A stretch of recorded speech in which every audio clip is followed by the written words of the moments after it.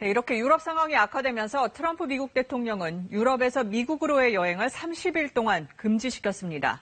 이 한국에 대해서는 진전 상황을 보고 여행 제한 조치를 풀 수 있다는 뜻을 비췄습니다. 워싱턴 연결해 보겠습니다.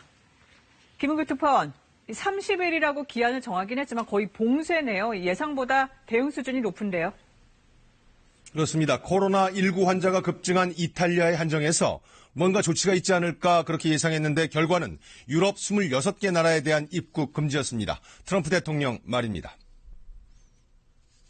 To keep new cases from entering our shores, we will be suspending all travel from Europe to the United States for the next 30 days.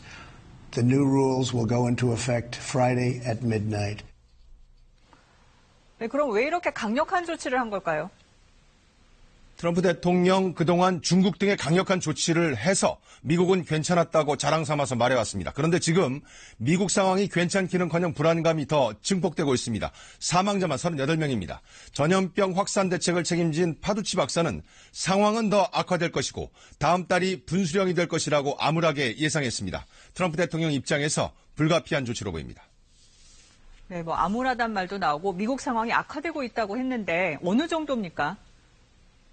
미 50개 주 가운데서 비상사태를 선포한 주가 40개 주에 육박합니다. 제가 있는 이곳 워싱턴 DC도 하루 전에 비상사태가 선포됐습니다.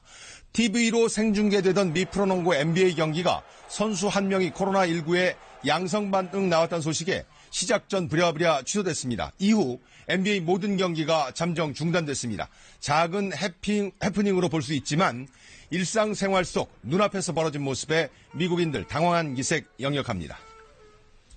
네, 그런데 트럼프 대통령 이 유럽에는 초강력 조치를 했는데 한국에는 여행 제한 풀 수 있다는 뜻을 내비쳤어요.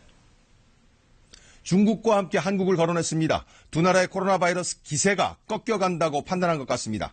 당장은 아니고 지켜보고 진전이 더 이루어지면 여행 제한 조치 등을 풀 수 있다는 그런 취지입니다.